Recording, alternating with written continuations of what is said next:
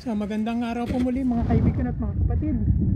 Ako po ay nandito po sa pinakatuktok po ng watchtower dito po sa taas ng Masada. So ito yung pong pinakamataas na location dito po sa tuktok ng Masada.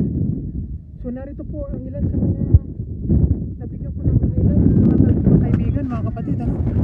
So yan po ang nagpapakita na ang lugar ng Masada ay talagang fortified sa panahon na nag-revolt ang mga zealots against Silva, the governor, the commander of the Roman army way back around 73 AD if I'm not mistaken. Ito po yung watchtower na sign.